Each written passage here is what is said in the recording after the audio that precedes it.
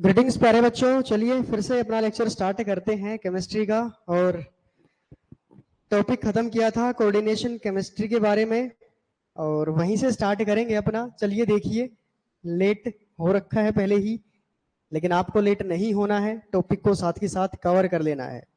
चलिए, कुछ basic terms हैं जो आपको सीखनी है। कई बार पूछ सकता है आपसे, बोर्ड में भी पूछ ली जाती हैं। सबसे पहले बच्चों आप बताइए,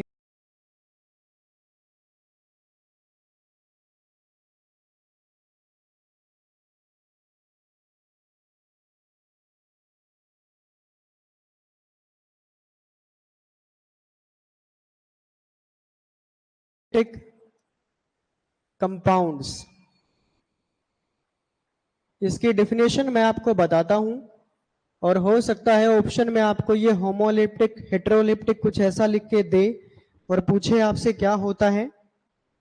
देखिए, होमोलिप्टिक कंपाउंड ऐसे कंपाउंड होते हैं जिनमें सिर्फ एक ही टाइप का लिगेंड प्रेजेंट होता है, ओनली वन टाइप। चल ही नहीं रहा इस पे, अब चला है। Only one type of ligand is present.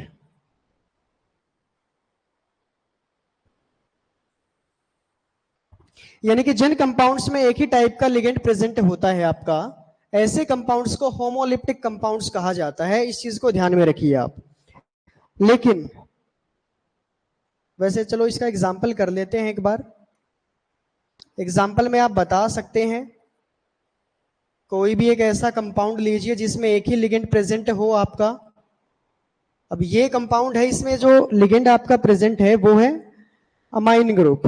अब है ही अमाइन, इसके अंदर कोई दूसरा लिगेंड है ही नहीं, तो ऐसे कंपाउंड को आप क्या कहेंगे? होमोलिप्टिक कंपाउंड कहेंगे। चलिए बात करते हैं हेटेरोलिप्टिक कंपाउंड कौन से होते हैं।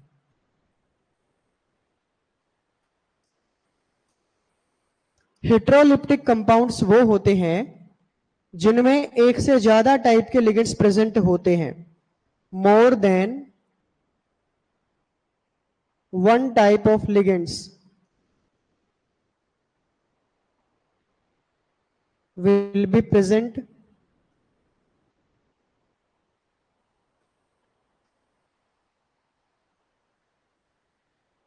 यानी यहां पर एक से ज्यादा टाइप के लिगेंड्स होते हैं, तो ऐसे कंपाउंड को आप हेटेरोलिप्टिक कंपाउंड कहोगे। एग्जाम्पल लिख लीजिए इसका। एक कंपाउंड बताता हूं आपको जो आपके काम आएगा, सिसप्लेटिन। इसका यूज भी आपसे पूछ लिया जाएगा कभी कभी। सबसे पहले इसका फॉर्मूला लिख लीजिए, क्या होता है? प्लेटिनम, दो इसमें अमोनिया लगे होते हैं और दो इसमें क्लोरीन लगे होते हैं, और ये सिस वाला कंपाउंड होता है, तो इसलिए इस कंपाउंड का नाम होता है सिसप्लेटिन। आप वैसे पहले इसको हेटेरोलिप्टिक कॉम्प्लेक्स क्यों कहा गया है, इस वे में देखिए।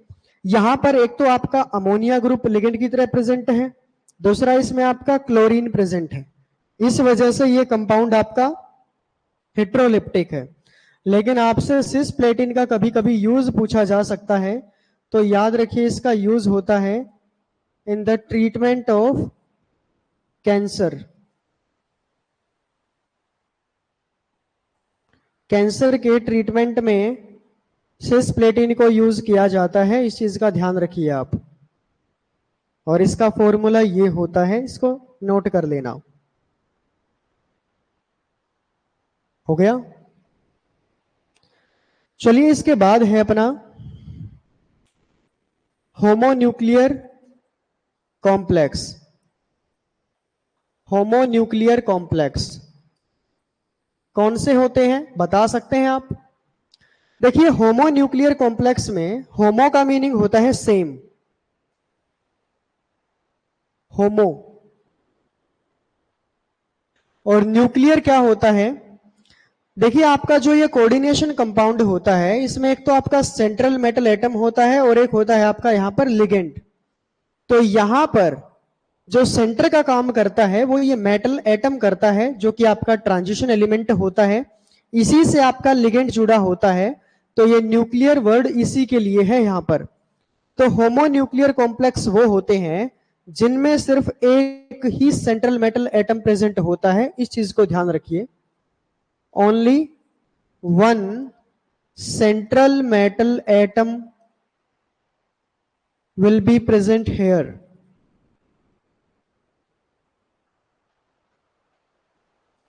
यानी जिन कंपाउंड में सिर्फ एक ही सेंट्रल मेटल एटम होता है, वो कंपाउंड आपका होमोन्यूक्लियर कॉम्प्लेक्स कहा जाता है। उसके बाद लिखिए polynuclear complex.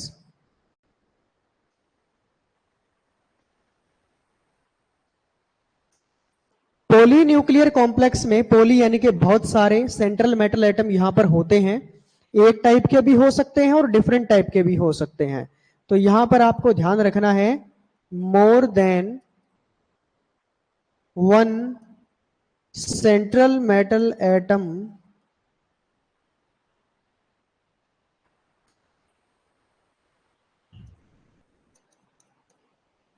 Will be present here.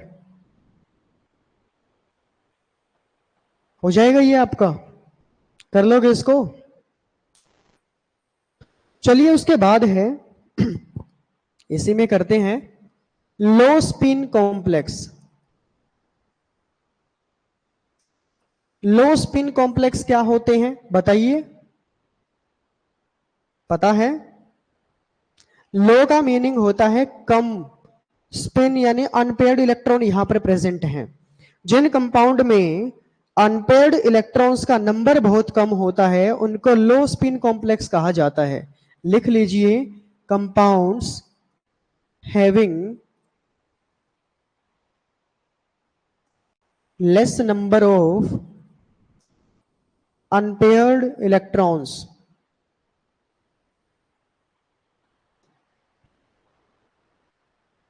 इसके बाद हाई स्पिन कॉम्प्लेक्स लिखिए,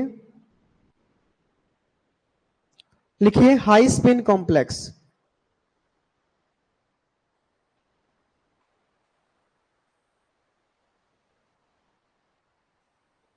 ऐसे कॉम्प्लेक्स या कंपाउंड्स जिनमें बहुत ज्यादा अनपेयर्ड इलेक्ट्रॉन होते हैं उसको हाई स्पिन कॉम्प्लेक्स कहा जाता है। लिख देते हैं, these have high number of, high यानी कि large number of unpaired electrons, इसलिए इनको हाई स्पिन कॉम्प्लेक्स कहा गया है। इस चीज को ध्यान रखिए, ठीक है। चलिए यहां पर एक बात करते हैं लिगेंड्स के बारे में। आपके जो लिगेंड्स होते हैं वो दो टाइप के होते हैं। दो टाइप के किस वे में होते हैं? एक तो आपका स्ट्रॉन्ग फील्ड लिगेंड हो सकता है, स्ट्रॉन्ग फील्ड लिगेंड हो सकता है। एक आपका वीक फील्ड लिगेंड हो सकता है। मेरे को यह बताइए आप, दोनों में से लो स्पिन कॉम्प्लेक्स किस में बनता है? स्ट्रॉन्ग फील्ड लिगेंड में बनेगा या वीक फील्ड लिगेंड के केस में बनता है? कंपाउंड हमें बनाना है लो स्पिन, यानी कि लो स्पिन कॉम्प्लेक्स की फॉर्मेशन आप करना चाहते हैं, तो इसके लिए आप कौन सा लिगेंड इसमें से प्रेफर करेंगे? स्ट्रॉन्ग फील्ड वाला या फिर वीक फील्ड वाला? देखिए इस चीज को समझिए आप। आपको पता है जो अपने डी ब्लॉक एलिमेंट्स होते हैं यानी ट्रांजिशन एलिमेंट होते हैं, उनमें 5 आपके डी ऑर्बिटल्स होते हैं। लेकिन जब कोई लिगेंड उस ऑर्बिटल को अप्रोच करता है तो ये ब्रेक हो जाते हैं। इनमें से 3 आपके लो एनर्जी लेवल पर आ जाते हैं और 2 आपके हाई एनर्जी लेवल पे चले जाते हैं। ऐसा ही होता है। अब आपने अगर यहां पर स्ट्रॉन्ग फील्ड लिगेंड लिया तो स्ट्रॉन्ग फील्ड लिगेंड्स क्या करता है, ये जो स्प्लिटिंग होती है इसको ज्यादा कर देता है। ये स्प्लिटिंग अगर ज्यादा हो गई तो मान लेते हैं यहां पर पहले कोई इलेक्ट्रॉन था, अब यहां पर वो इलेक्ट्रॉन आ चुका है और एक की बजाय हम 2 लेते हैं यहां पर। चलो वैसे तो सिंगली ऑक्यूपाई करना होता है सभी ऑर्बिटल्स को, लेकिन हम एक बार पेयर अप ही मान लेते हैं इसको समझने के लिए। तो ये इलेक्ट्रॉन आपके नीचे आ जाएंगे ऐसे, स्टेबल तो होना है इन्हें भी, तो कोई भी लो एनर्जी वाले ऑर्बिटल में ही जाना प्रेफर करेगा। तो मान लेते हैं ये जो स्प्लिटिंग कर रखी है, ये स्प्लिटिंग कर रखी है आपके स्ट्रॉन्ग फील्ड लिगेंड ने, यानी बहुत ज्यादा स्प्लिटिंग कर रखी है, बहुत ज्यादा गैप यहां पर आ चुका है। तो यहां वाला कोई भी इलेक्ट्रॉन इधर जंप कर ही नहीं पाएगा। तो इधर जंप नहीं कर पाएगा तो सारे इलेक्ट्रॉन पेयर्ड कंडीशन में आपके यहीं पर रहेंगे। तो जब एक भी अनपेयर्ड इलेक्ट्रॉन होगा ही नहीं तो कंपाउंड कैसा हो जाएगा आपका, लो स्पिन। तो लो स्पिन कॉम्प्लेक्स याद रखिए कौन फॉर्म करता है, स्ट्रॉन्ग फील्ड का लिगेंड करता है, क्योंकि वो स्प्लिटिंग बहुत ज्यादा कर देता है, जिस वजह से जो आपके इलेक्ट्रॉन्स हैं वो लो एनर्जी लेवल से हाई एनर्जी लेवल में जंप कर ही नहीं पाते हैं। उसके बाद वीक फील्ड का लिगेंड क्या करेगा, देखिए वीक फील्ड का लिगेंड ये जो गैप होता है इसको बहुत कम करता है, यानी कि ज्यादा स्प्लिटिंग कर ही नहीं पाता है इसकी। तो यहां वाला इलेक्ट्रॉन आसानी से यहां पर जंप कर सकता है। तो इस कंपाउंड को अगर हम देखें तो एक इलेक्ट्रॉन यहां पर रह सकता है और एक इलेक्ट्रॉन यहां पर जा भी सकता है जंप करके, तो दोनों ही अनपेयर्ड हो गए। तो यहां पर जो कंपाउंड आपका बनेगा वो कैसा बनेगा, हाई स्पिन बनेगा, यानी कि अनपेयर्ड इलेक्ट्रॉन ज्यादा हो जाएंगे। तो याद रखिए वीक फील्ड लिगेंड कैसा कंपाउंड बनाता है, हाई स्पिन कॉम्प्लेक्स।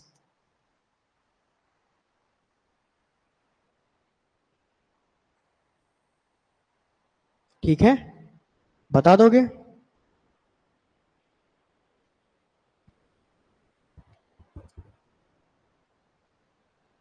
चलिए आपसे क्वेश्चन पूछता हूं मैं, जो मैंने आज कई बच्चों से पूछा है। जो ऑक्सीजन होता है O2 वो पैरामैग्नेटिक होता है या डायमैग्नेटिक होता है? क्या वो मैग्नेट की तरफ अट्रैक्ट होगा ऑक्सीजन?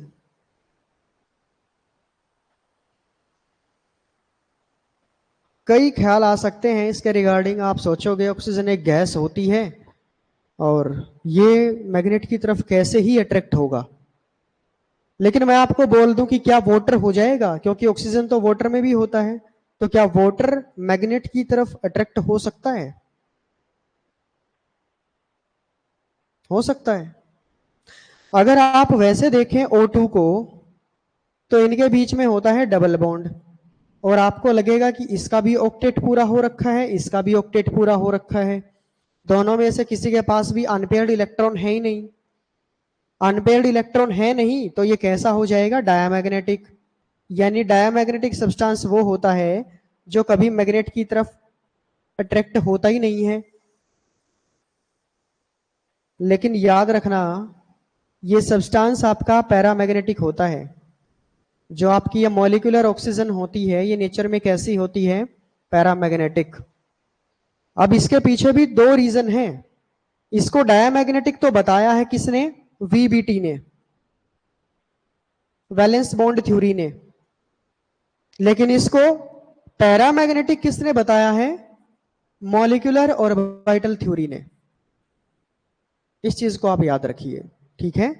तो मॉलिक्यूलर ऑर्बिटल के थ्योरी के अकॉर्डिंग जो ऑक्सीजन का मॉलिक्यूल होता है वो पैरामैग्नेटिक होता है, यानी वाटर जो होता है आपका या फिर ऑक्सीजन होता है वो मैग्नेट की तरफ अट्रैक्ट हो सकता है। इस चीज को ध्यान में रखिए आप। चलिए नेक्स्ट देखते हैं इसमें। सिस्प्लेटिन का तो आपको वैसे ही पता चल गया किसके ट्रीटमेंट में यूज होता है। अभी आपने बात की थी यहां पर कि लेड पॉइजनिंग अगर किसी को हो जाए,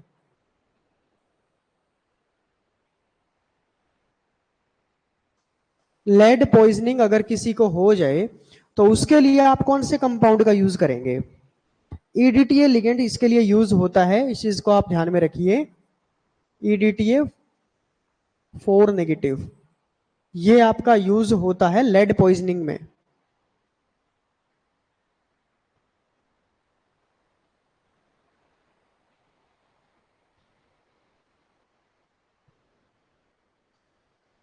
उसके बाद आपको पता है आपके ब्लड में एक रेड पिगमेंट होता है जिसका नाम होता है हीमोग्लोबिन।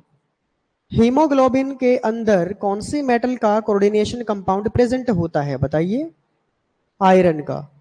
लिख लीजिए, हीमोग्लोबिन में जो कोऑर्डिनेशन कॉम्प्लेक्स पाया जाता है वो आयरन का पाया जाता है और क्लोरोफिल में मैग्नीशियम का होता है।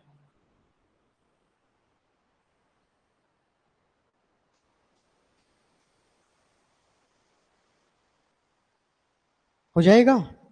बैक बॉन्डिंग के बारे में आपने पढ़ लिया था। बैक बॉन्डिंग वहां होती है जहां पर कार्बोनिल कंपाउंड्स प्रेजेंट होते हैं। चलिए खत्म ही कर देते हैं इस चैप्टर को, एक दो क्वेश्चन और पूछ के। ये बताइए कि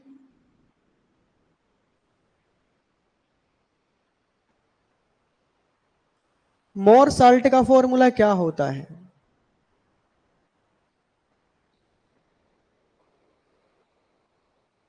देख लिया आपने कहीं से?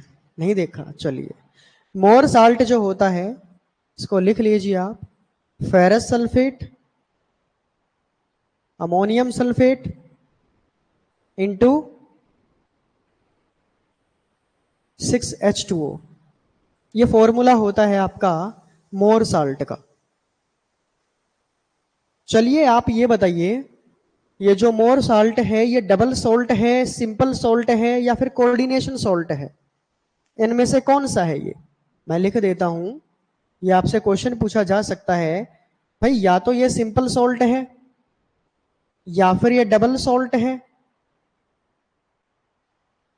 या फिर ये कोऑर्डिनेशन सॉल्ट है। बताइए कौन सा सॉल्ट मानेंगे आप इसको?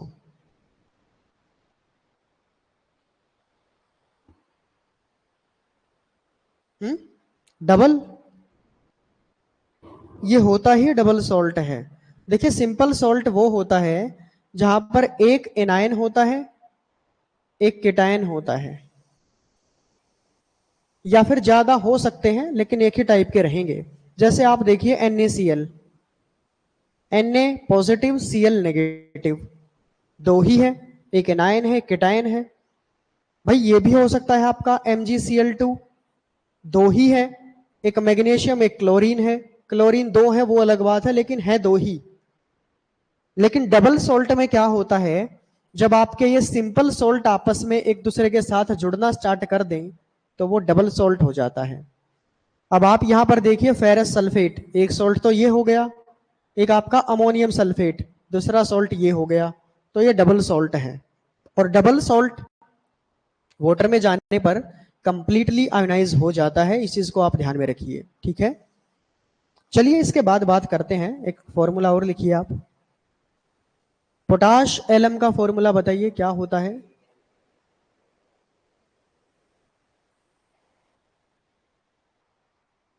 पोटाश यानी पोटाशियम का सॉल्ट होगा इसके अंदर, एलम यानी एल्यूमिनियम का सॉल्ट होगा इसके अंदर,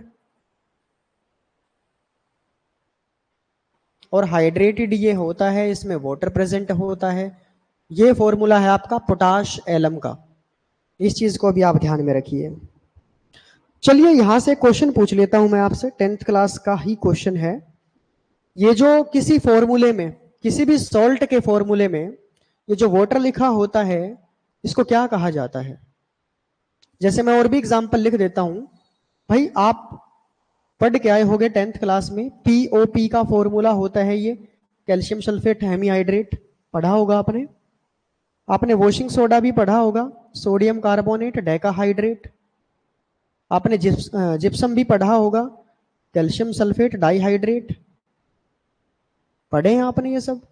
भाई आपने कुछ दिन पहले ये भी पढ़ा था, कॉपर सल्फेट पेंटाहाइड्रेट। मेरे को ये बताइए, ये जितने भी वाटर मॉलिक्यूल इसमें प्रेजेंट हैं इसको क्या कहा जाता है किसी भी फॉर्मूले में? जैसे यहां पर भी है, पिछले वाले में भी था, इनमें भी है। याद रखिए, ये जो फिक्स वाटर मॉलिक्यूल किसी भी सॉल्ट के अंदर प्रेजेंट होते हैं इनको कहा जाता है वाटर ऑफ क्रिस्टलाइजेशन। तो हो सकता है आपसे क्वेश्चन में यह पूछ लिया जाए कि बताइए पोटाश एलम में कितने वाटर ऑफ क्रिस्टलाइजेशन प्रेजेंट हैं। तो आपको बताना पड़ सकता है 24 हैं यहां पर, जितने भी वाटर मॉलिक्यूल आपको किसी फॉर्मूले में दिख रहे हैं वही वाटर ऑफ क्रिस्टलाइजेशन होता है, ठीक है। और अगर मान लिया भाई इस सब्सटेंस की बात करते हैं, इसमें वाटर ऑफ क्रिस्टलाइजेशन आपके कितने हैं, 5, लेकिन अगर मैं इसको हीट कर दूं तो ये वाटर तो इवापोरेट हो जाएगा, यहां से बचेगा क्या, सिर्फ ये सॉल्ट बचेगा आपका। तो किसी भी सॉल्ट के अंदर से इस वाटर ऑफ क्रिस्टलाइजेशन को हटा देना बाय गिविंग हीट, इसको क्या कहा जाता है, इसको भी लिख लीजिए, एफ्लोरेसेंस।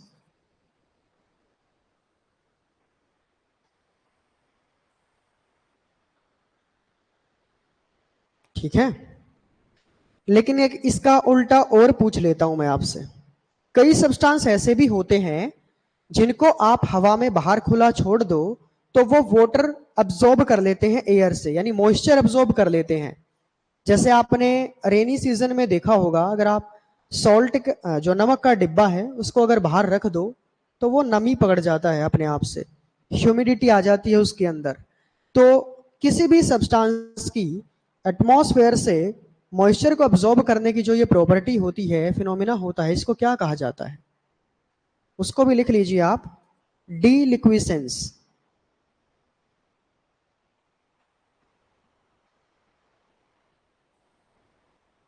इसको डीलिक्विसेंस कहा जाता है।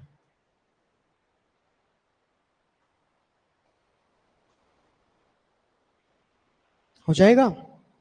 चलिए इसी के बेस पर क्वेश्चन पूछते हैं। एक तो आपका ये सॉल्ट है, लेकिन एक दो सॉल्ट और बना देता हूं मैं। जैसे हमारे पास है K4FeCN6, ये है।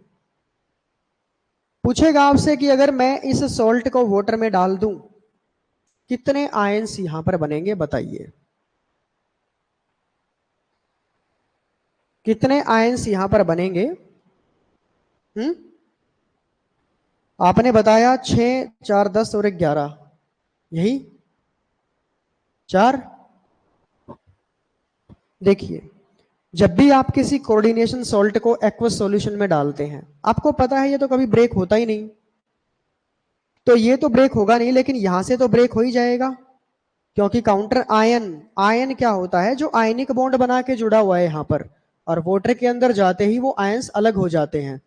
4 तो आपके क्या निकल गए बाहर यहां पर, के पॉजिटिव, लेकिन साथ में एक ये भी तो निकला है, तो टोटल आयंस कितने हो गए, 4 और एक ये पूरा, 5 आयंस यहां पर बनेंगे आपके। इस चीज को भी ध्यान में रखिए, आपसे पूछा जा सकता है ये। जैसे मान लिया आपको ये कंपाउंड दे दे यहां पर CONH36 और बाहर लिख दिया इसने Cl3। अब पूछ रहे हैं हमसे, बताइए कितने आयंस बनेंगे। भाई काउंटर आयन अब की बार पीछे लिख दिया है, बस 3 तो ये क्लोरीन निकलेंगे यहां पर और एक ये पूरा कंपाउंड बाहर आ जाएगा, टोटल 4 आयंस यहां पर बनेंगे। इसमें बता दीजिए कितने बनेंगे।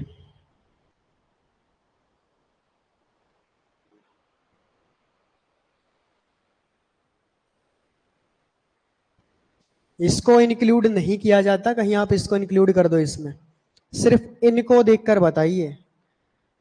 2, 3 और 2 5 और 3 8 आयंस इसमें से बाहर निकलेंगे, ठीक है।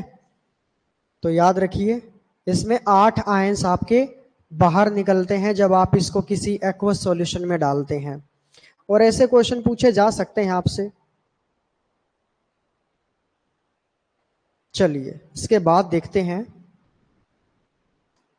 आइसोमेरिज्म का टॉपिक। वैसे कल हमने थोड़ा सा 1-2 क्वेश्चन में देखा था, आयोनाइजेशन आइसोमर क्या होते हैं, कोऑर्डिनेट आइसोमर की भी बात हुई थी, लिंकेज आइसोमर की भी बात हुई थी। एक बचता है आपका हाइड्रेट आइसोमर। इसका सिर्फ वैसे ही बता देता हूं क्या पहचान होती है, आप इसको याद कर सकते हैं। हाइड्रेट आइसोमर में आपको लिगेंड्स की तरह कौन मिलेगा, वाटर, यानी लिगेंड्स वाला काम करता हुआ आपको वाटर मिलेगा उसमें। या तो ये लिगेंड की तरह मिलेगा आपको, या फिर आपको किसकी तरह मिलेगा, फ्री सॉल्वेंट मॉलिक्यूल की तरह। इस चीज को आप ध्यान में रखिए, या तो फ्री सॉल्वेंट मॉलिक्यूल की तरह मिलेगा, जैसे अब हमने किसी भी सॉल्ट में पीछे लिख रखा था 24H2O 6H2O, ये फ्री सॉल्वेंट मॉलिक्यूल होता है, या फिर लिगेंड्स की तरह जुड़ा हुआ मिल जाए तो ऐसे आइसोमर को आप क्या बोल दोगे, हाइड्रेट आइसोमर। ठीक है, तो चैप्टर तो आपका खत्म हो चुका है। चलिए उसके बाद देखते हैं अपना एक अलग चैप्टर स्टार्ट करते हैं। और जो अगला चैप्टर है वो बहुत छोटा सा है, एक दिन में या 2 दिन में अगर आज उसको हम थोड़ा सा कर लेते हैं तो कल शायद खत्म हो ही जाएगा। और चैप्टर है आपका केमिकल काइनेटिक्स।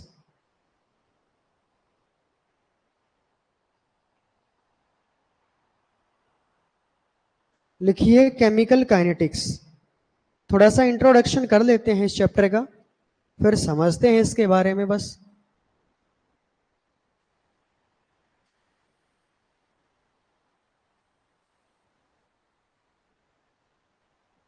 केमिकल का मीनिंग होता है केमिकल रिएक्शंस और काइनेटिक्स का मीनिंग होता है स्पीड। तो पहली बात तो बच्चों यहां पर केमिकल काइनेटिक्स में आप केमिकल रिएक्शंस के रेट की बात करते हो, यानी यहां पर क्या पढ़ा जाता है, रेट ऑफ केमिकल रिएक्शंस, यानी केमिकल रिएक्शंस की स्पीड की बात की जाती है यहां पर।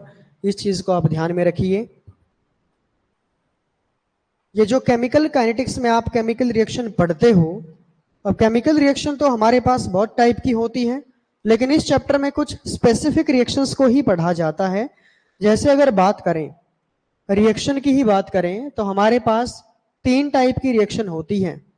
सबसे पहले आता है अपना वेरी फास्ट रिएक्शन, यानी कुछ रिएक्शन ऐसी हैं जो कुछ ही सेकंड्स में कंप्लीट हो जाती हैं।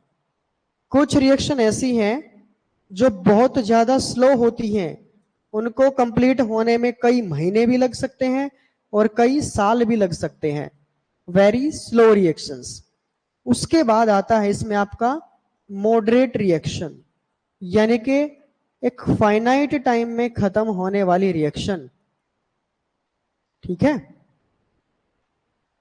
तो देखिए इस चैप्टर में हम कौन सी रिएक्शंस को पढ़ते हैं, लेकिन सबसे पहले ये चैप्टर इंपॉर्टेंट है ही क्यों, फिजिकल केमिस्ट्री का ये चैप्टर है आपका।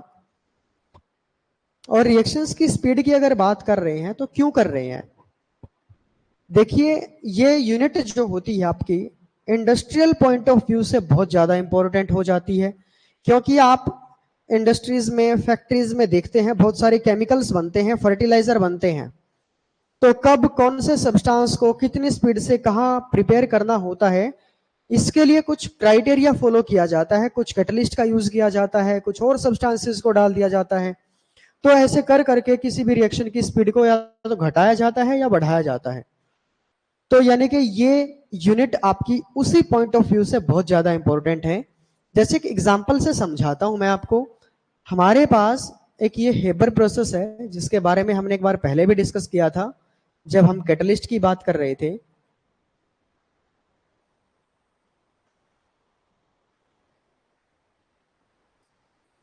इस प्रोसेस में क्या होता है, नाइट्रोजन और हाइड्रोजन मिलकर क्या बनाते हैं आपका, अमोनिया। और ये अमोनिया सब्सटेंस जो होता है ये आपका फर्टिलाइजर्स में हद से ज्यादा यूज होने वाला सब्सटेंस है। तो यहां पर अगर हम इस कैटलिस्ट को ना डालें और इस प्रोमोटर को अगर नहीं डालते हैं तो यही रिएक्शन कंप्लीट होने में कई महीने ले सकती है। लेकिन हमने कैटलिस्ट और प्रोमोटर डाल के इस रिएक्शन को कुछ घंटे में ही कंप्लीट कर दिया है। तो ये जो रेट पर इफेक्ट पड़ रहा है ये कैसे पड़ा होगा, कौन कौन से फैक्टर ने इसको इफेक्ट किया होगा, ये सारी चीजें इस चैप्टर में आप डिस्कस करोगे। तो यानी कि केमिकल काइनेटिक्स यानी रिएक्शंस की स्पीड के बारे में डिस्कस करना है। तो वेरी फास्ट रिएक्शन की अगर बात करें, अब देखो अगर जो रिएक्शन आपकी हो ही कुछ सेकंड में कंप्लीट रही है, यानी जल्दी से हो जा रही है, तो उसका रेट पढ़ने की आपको जरूरत ही क्या है, उसका काम ही क्या है फिर, क्योंकि हम तो चाहते हैं कि हमारा जो प्रोडक्ट है वो जल्दी से जल्दी बन जाए। तो ऐसी ही रिएक्शंस की बात हम इस चैप्टर में बिल्कुल नहीं करेंगे, क्योंकि ये रिएक्शन पहले से ही बिल्कुल बिल्कुल माइन्यूट टाइम में ही कंप्लीट हो जा रही है। तो इसकी कोई जरूरत नहीं है यहाँ पर, इसकी स्पीड को आप वैसे भी डिटरमाइन नहीं कर सकते। अब जो रिएक्शन रिएक्टेंट के डालते ही कंप्लीट हो रही है तो उसकी स्पीड को आप ऑब्जर्व नहीं कर सकते। आपने देखिए कभी ना कभी ऑर्गेनिक केमिस्ट्री में लिखा देखा होगा, याद है आपको SN1 SN2 मैकेनिज्म आते हैं आपके 12th क्लास में। तो वहां पर SN1 मैकेनिज्म में आपके 2 स्टेप होते हैं। फर्स्ट स्टेप में तो आप कार्बोकेटाइन की फॉर्मेशन कराते हैं और सेकंड स्टेप में आप उसके ऊपर न्यूक्लियोफाइल का अटैक कराते हैं। वहां पर एक स्टेप में तो लिखा होता है स्लो और एक में लिखा होता है फास्ट। अब ये स्लो और फास्ट क्या चीजें हैं, ये आपको ऑर्गेनिक में बहुत ज्यादा देखने को मिलती हैं, लेकिन इसका मीनिंग है क्या? देखिए स्लो स्टेप जिस भी रिएक्शन में आ जाता है, आप उस रिएक्शन की स्पीड को वहां डिटरमाइन कर सकते हैं कि ये रिएक्शन कितनी स्पीड से चल रही है। प्रॉपर आप उसको कैलकुलेट कर सकते हैं, साथ में ये भी देख सकते हैं कि कौन सा सब्सटेंस इसमें पार्टिसिपेट कर रहा है। लेकिन फास्ट स्टेप में तो आपको पता ही नहीं चलेगा कब कौन मिक्स हो गया आपस में और क्या बन गया। तो याद रखिए स्लो स्टेप किसी भी रिएक्शन का अगर है या उसमें प्रेजेंट है तो वो रेट डिटरमाइनिंग स्टेप कहा जाता है, RDS, रेट डिटरमाइनिंग स्टेप। तो किसी भी रिएक्शन में अगर कोई स्लो स्टेप आता है तो उसको रेट डिटरमाइनिंग स्टेप कहा जाता है। उसी से आप उस रिएक्शन की स्पीड को बता सकते हैं, रेट को बता सकते हैं, उसकी मॉलिक्यूलरिटी आप बता सकते हैं। तो ये SN1 इसी वजह से होता था, ध्यान रखिए इस चीज को। फास्ट में आप नहीं बता सकते, यानी कि वेरी फास्ट रिएक्शंस की इस चैप्टर में आपको बात करनी ही नहीं है। चलिए बात करते हैं वेरी स्लो रिएक्शंस की। वेरी स्लो में अगर हम देखें, जैसे अपने कुछ रिएक्शन है, रस्टिंग ऑफ आयरन। अब आयरन पर रस्टिंग होने में कई महीने भी लग सकते हैं और कई साल भी लग सकते हैं। तो ये रिएक्शन तो बहुत ज्यादा स्लो है, तो ऐसी रिएक्शन किसी काम की नहीं होती, यानी वो इस चैप्टर में नहीं पढ़ी जाती जो बहुत ज्यादा स्लो होती हैं, जिनको होने में कई महीने और साल लगते हैं। ऐसी रिएक्शंस को जल्दी कराया भी नहीं जाता है और कोई फायदे की होती भी नहीं है। तो वेरी स्लो रिएक्शंस भी इस चैप्टर में नहीं पढ़ी जाती हैं। बात करते हैं मॉडरेट रिएक्शंस की, यानी कि वो रिएक्शंस जो एक फाइनाइट टाइम में कंप्लीट हो रही हैं, उन्हीं की हम इस चैप्टर में बात करेंगे। जैसे ये रिएक्शन है आपकी, ये इसका एग्जाम्पल हो सकता है, ठीक है। चलिए उसके बाद बात करते हैं, ये जो रेट होता है इसको क्या कहा जाता है, यानी प्रॉपर डेफिनेशन क्या बनती है इसकी, और फिर इसकी यूनिट की बात कर लेते हैं आज। चलिए लिखिए, रेट ऑफ केमिकल रिएक्शन।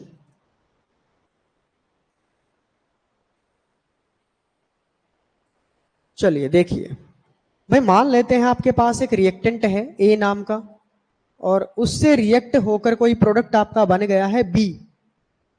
तो आप जानते हैं कि जब रिएक्टेंट आपका घटेगा टूटेगा तभी तो ये बनेगा यहां पर। तो इसकी कंसंट्रेशन या फिर अमाउंट टाइम के साथ क्या होना चाहिए, डिक्रीज होना चाहिए, घटना चाहिए। लेकिन वहीं पर जो आपका प्रोडक्ट है उसका अमाउंट धीरे धीरे क्या होना चाहिए, इंक्रीज होना चाहिए। यानी जितना ये टूट रहा है घट रहा है उतना ही ये बढ़ेगा और बनेगा, ठीक है। तो इसके रिस्पेक्ट में जो आपका रेट ऑफ केमिकल रिएक्शन है वो क्या होता है, सबसे पहले तो हम इसको कैपिटल R से डिनोट कर लेते हैं, बार बार ये ना लिखना पड़े। तो यहां पर decrease in the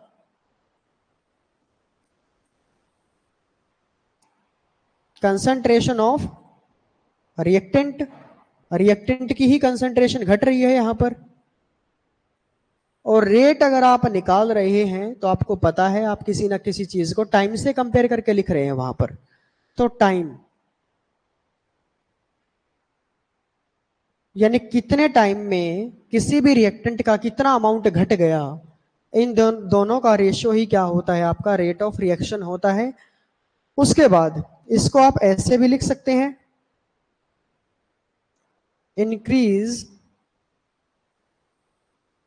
in the concentration of product और नीचे आप क्या लिख सकते हैं इसमें, टाइम टेकन। यानी यहां पर प्रोडक्ट की कंसंट्रेशन तो बढ़ जाती है और यहां रिएक्टेंट की कंसंट्रेशन घट जाती है, और दोनों को ही क्या कहा जाता है, रेट ऑफ रिएक्शन कहा जाता है। ठीक है, याद रखिए किसी भी रिएक्शन का जो रिएक्टेंट के घटने का रेट होता है उतना ही उसका क्या मिलेगा, प्रोडक्ट बनने का जो रेट है वो सेम मिलेगा।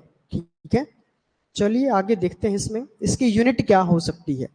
सबसे पहले आप ये देखिए आर का फॉर्मूला बन क्या रहा है, यहां पर ऊपर हम कंसंट्रेशन लिख रहे हैं, अब चाहे वो घट रही है चाहे वो बढ़ रही है तो कंसंट्रेशन ही। तो कंसंट्रेशन ज्यादातर आपकी कौन सी यूज की जाती है, मोलैरिटी, और नीचे आप लिख रहे हैं टाइम। अब मोलैरिटी की यूनिट क्या होती है, मोल पर लीटर, और साथ में आपका ये है इसमें टाइम, जिसको सेकंड में मेजर किया जाता है। तो रेट ऑफ रिएक्शन की जो यूनिट बनती है वो बनती है मोल पर लीटर सेकंड इनवर्स, ऐसे आप लिख सकते हैं इस चीज को। ठीक है, और याद रखिए जो आपकी रेट ऑफ रिएक्शन की यूनिट आती है यही सेम यूनिट आपकी किसकी होती है, जीरो ऑर्डर रिएक्शन की होती है, यही सेम यूनिट।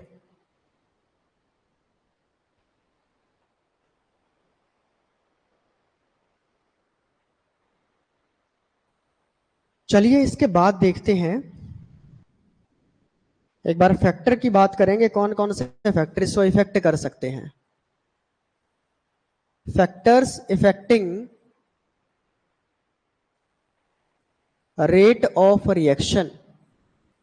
सबसे पहले बात करते हैं यहां पर नेचर ऑफ रिएक्टेंट की।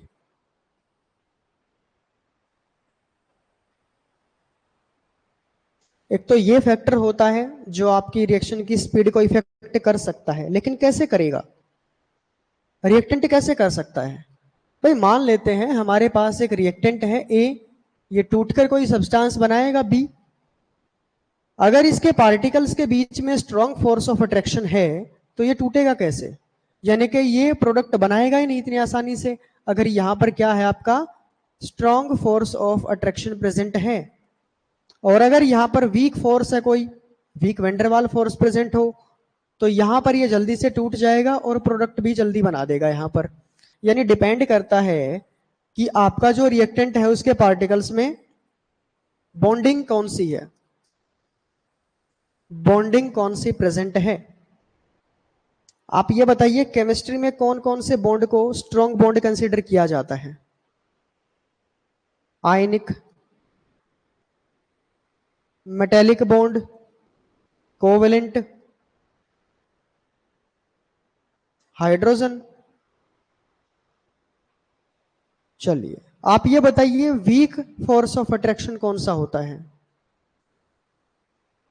केमिस्ट्री में कहीं पर भी वो अट्रैक्शन लिखा आ जाए या वो बॉन्ड लिखा हुआ आ जाए तो आप वैसे ही समझ जाते हैं ये सबसे वीक होता है। मैं आपको बता देता हूं, उसका हिंट भी दे देता हूं। आपके जो गैसेस के मॉलिक्यूल्स होते हैं उनके बीच में वो फोर्स ऑफ अट्रैक्शन प्रेजेंट होता है बिटवीन द गैसियस मॉलिक्यूल्स। बताइए कौन सा है, सोचिए इसको।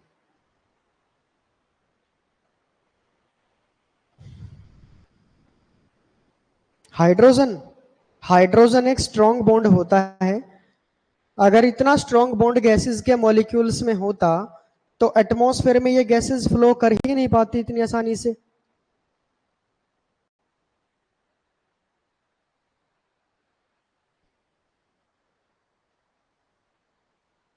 वेंडरवाल फोर्स,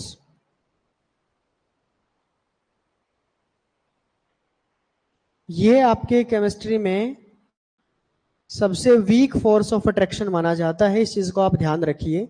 और मिलता कहां पर है ये भी आप नोट कर लीजिए, बिटवीन द गैसियस मॉलिक्यूल्स।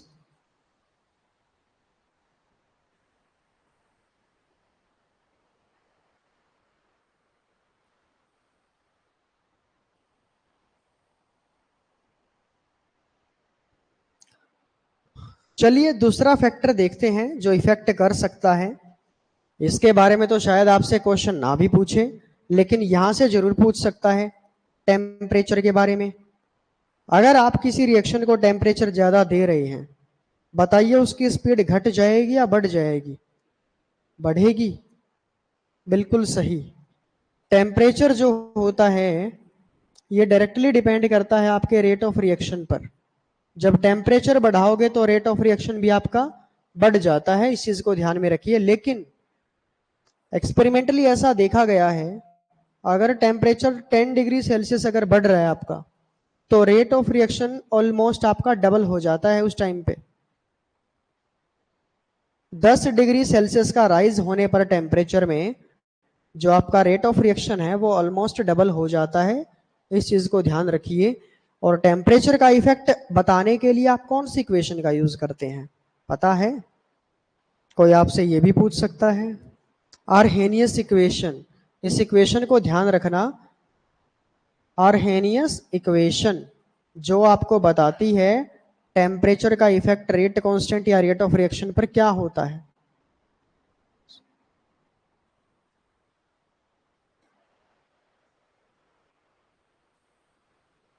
चलिए उसके बाद बात करते हैं इसी से रिलेटेड एक क्वेश्चन की।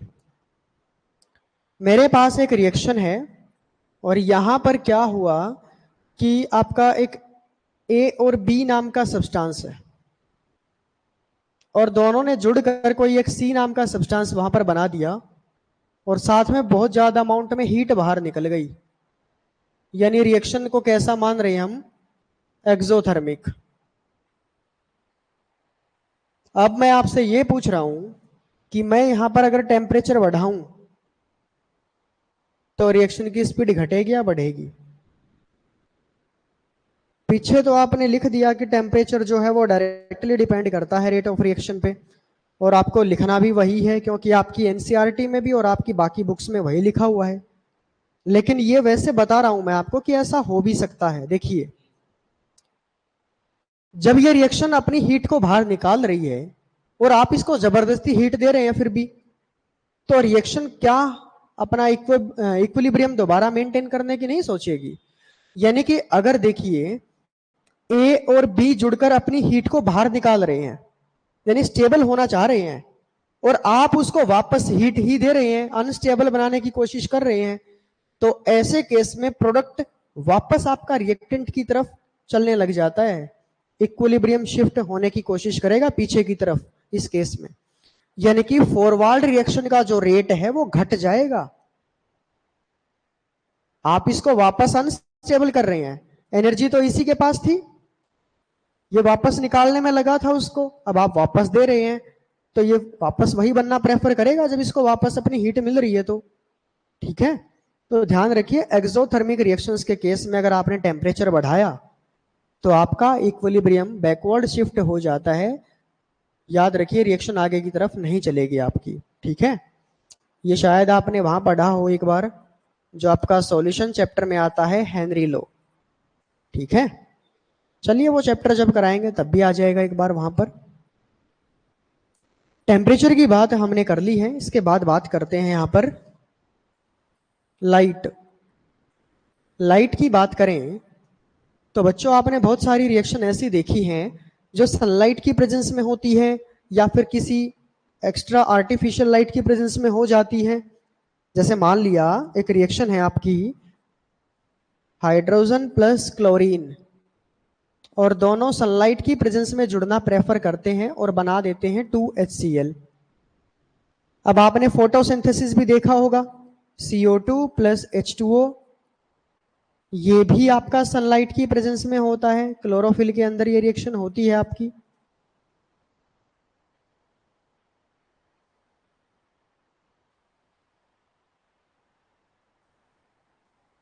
तो आप देख रहे हैं कि यहां पर भी लाइट का यूज किया गया है, यहां पर भी लाइट का यूज किया गया है।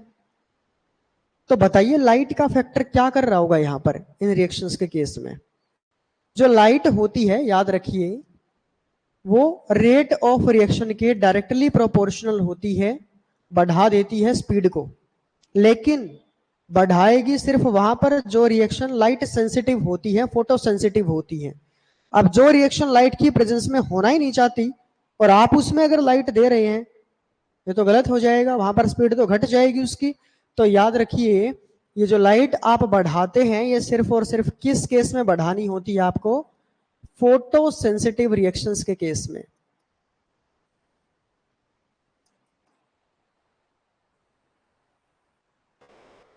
और लाइट रेट ऑफ रिएक्शन को डायरेक्टली इफेक्ट कैसे करता है वो भी समझ लो। फोटोसिंथेसिस आपका दिन में ही हो सकता है जब सनलाइट होती है। रात के टाइम पर फोटोसिंथेसिस का रेट घट जाता है, खत्म हो जाता है, यानी प्लांट सिर्फ रेस्पिरेशन करता है उस टाइम पे। तो सनलाइट के बिना ये रिएक्शन चलती नहीं वहां पर, यानी लाइट इसको कहीं ना कहीं एक्टिवेट कर रही है, इसकी स्पीड को प्रोसीड कर रही है यहाँ पर। तो लाइट इफेक्ट करती है रेट ऑफ रिएक्शन को। 3 फैक्टर हो गए हैं। नेक्स्ट लिखिए, surface area of the reactant.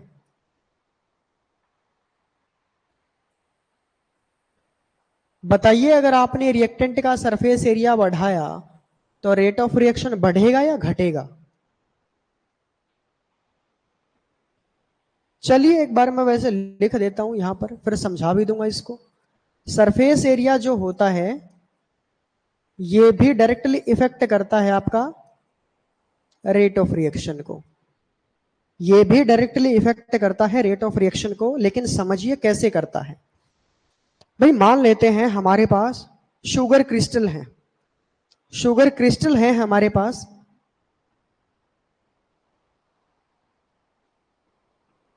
आप इनको पानी में डालोगे तो क्या पानी में डालते ही चीनी एकदम से घुल जाती है कभी?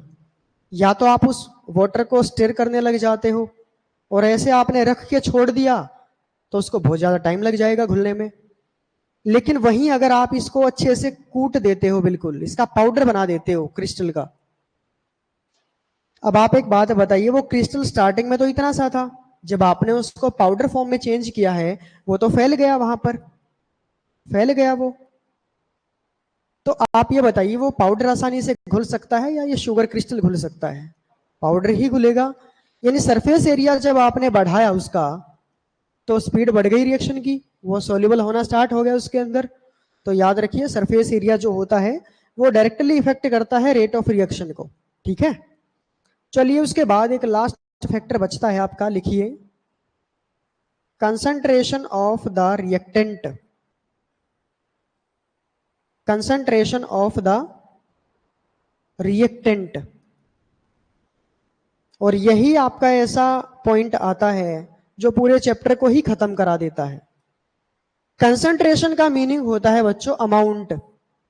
इसमें लिखा होता है कि अगर आपने रिएक्टेंट का अमाउंट ज्यादा लिया तो ज्यादा पार्टिकल्स के बीच में कोलिजन होगा आपस में, और ज्यादा कोलिजन अगर होगा तो प्रोडक्ट की फॉर्मेशन उतनी ही जल्दी होगी वहां पर।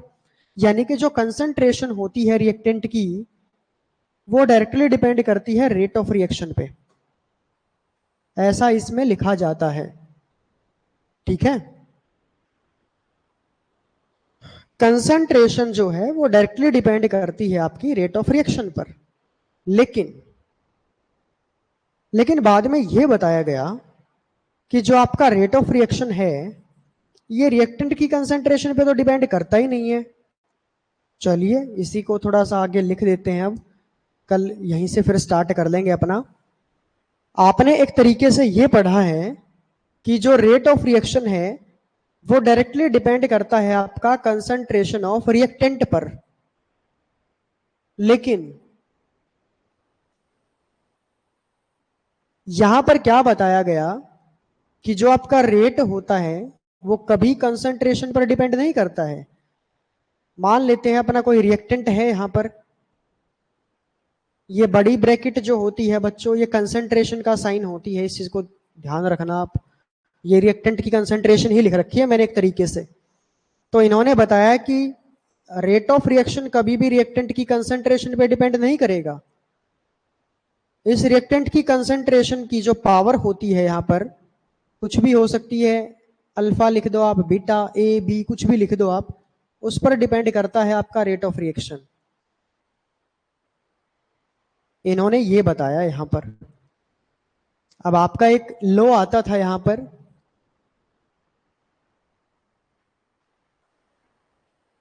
लॉ ऑफ मास एक्शन, पढ़ा हो आपने कभी, जो कि दो साइंटिस्ट ने दिया था, गोल्डबर्ग एंड, अब इसको आप देखना वेग या वागे क्या बोलोगे आप इसको, ठीक है। इन्होंने दिया था लॉ ऑफ मास एक्शन। इन्होंने ये बताया कि जो रेट होता है किसी भी रिएक्शन का, वो रिएक्टेंट की कंसेंट्रेशन पे मान लिया डिपेंड नहीं करता है, लेकिन उसकी स्टोक्योमेट्री पे डिपेंड करता है। यानी एक तरीके से कहीं ना कहीं कंसंट्रेशन से ही रिलेट करके बैठ गए उसको। जैसे मान लेते हैं भाई अपने पास एक रिएक्शन है, उसमें 2A+3B मिलकर C बना रहा है। इन्होंने क्या बताया कि जो रेट होगा यहां पर वो डिपेंड करेगा, पहले तो कंसंट्रेशन लिख लेते हैं दोनों रिएक्टेंट्स की, वो डिपेंड करेगा कि आपने यहां पर स्टोक्योमेट्री क्या लिख रखी है, इस अमाउंट पर डिपेंड करेगा। यानी वही कहीं ना कहीं कंसंट्रेशन वाली बात उठा के बैठ गए वो, और जो कि गलत हो गई। क्योंकि आप एक बात बताइए, एक रिएक्शन को 1000 तरीके से बैलेंस किया जा सकता है, तो ऐसे केस में तो रेट बार बार चेंज होता रहेगा उस रिएक्शन का, जबकि ये गलत है। तो इन्होंने इस थ्योरी को डिस्कार्ड करके बताया कि जो रेट होता है वो डायरेक्टली डिपेंड करता है concentration to the power alpha पर। अब ये अल्फा क्या होता है बच्चों, अल्फा को हम बोलते हैं ऑर्डर ऑफ रिएक्शन। इस चीज को ध्यान रखिए, यहीं से आपका ये टॉपिक स्टार्ट होता है। ऑर्डर क्या होता है, ऑर्डर ऑफ रिएक्शन, ठीक है। और ये जो ऑर्डर होता है किसी भी रिएक्शन का, ये आप कभी भी थ्योरेटिकली नहीं बता सकते देखकर। जैसे मान लिया मैं आपके सामने कोई रिएक्शन लिख दूं, H2+O2, इससे बन गया आपका H2O, और फिर आपसे पूछ रहा हूं कि बताइए कौन से रेट की रिएक्शन है, कौन सा ऑर्डर होगा इसका, आपको क्या पता इसका क्या ऑर्डर है। तो ये एक्सपेरिमेंटल डेटा होता है, याद रखिए। ऑर्डर को सिर्फ और सिर्फ एक्सपेरिमेंटली डिटरमाइन किया जा सकता है, थ्योरेटिकली आप इसको नहीं बता सकते। एक्सपेरिमेंटली इसको डिटरमाइन किया जा सकता है, इसको थ्योरेटिकली डिटरमाइन नहीं किया जा सकता। स्टोक्योमेट्री से इसका कोई रिलेशन नहीं है। स्टोक्योमेट्री तो आप चाहे यहाँ पे 4-5 लिख दो, लेकिन ऑर्डर इस चीज पे डिपेंड नहीं करता है कभी भी। ऑर्डर किसी भी रिएक्शन का हमेशा स्पेसिफिक होता है और फिक्स होता है। अगर ऑर्डर को कोई चेंज कर सकता है तो नहीं, तो ऑर्डर किसी भी चीज से चेंज नहीं हो सकता या किसी चीज पर डिपेंड नहीं करता है। ना तो कंसंट्रेशन के साथ कोई रिलेशन है इसका, ना इसका स्टोक्योमेट्री के साथ कोई रिलेशन है। ये एक्सपेरिमेंटली निकल सकता है, और ये जीरो भी हो सकता है, ये फ्रैक्शन में भी हो सकता है, ये आपका नेगेटिव भी हो सकता है, और ये कोई होल नंबर भी हो सकता है, आपका कुछ भी हो सकता है ऑर्डर। लेकिन क्या स्टोक्योमेट्री कभी जीरो हो सकती है? क्या आप ये कह सकते हो कि जीरो पार्टिकल आपस में मिक्स होकर एक पार्टिकल बन गया? ऐसा कभी नहीं होता। लेकिन ये तो कुछ ऐसा ही बता रहे थे यहाँ पर, जब यहाँ पर कंसंट्रेशन पर डिपेंडेंसी दिखाई इन्होंने, तो रेट डिपेंड करता है ऑर्डर पर, ठीक है। इस चीज को आप ध्यान में रखिए। ये कल ऑर्डर वाला टॉपिक हम अपना डिस्कस करेंगे। इसमें आपका जो सिलेबस में आता है, याद रखिए, दो ही हैं, एक तो है आपका जीरो ऑर्डर रिएक्शन, एक है आपका फर्स्ट ऑर्डर रिएक्शन। इन्हीं की यूनिट, इन्हीं की हाफ लाइफ के फॉर्मूले और इन्हीं के इंटीग्रेटेड लॉ इक्वेशन के फॉर्मूले आपसे पूछे जा सकते हैं, वो आपको कल बता दिए जाएंगे। और एक आता है आपका सूडो फर्स्ट ऑर्डर रिएक्शन। फिर लास्ट में ऑर्डर के साथ एक बार मॉलिक्यूलरिटी को कंपेयर कर दिया जाता है, और चैप्टर यहीं पे खत्म हो जाएगा फिर आपका, ठीक है। तो चलिए अपना तैयारी करते रहिए। Good luck, best of luck, thank you.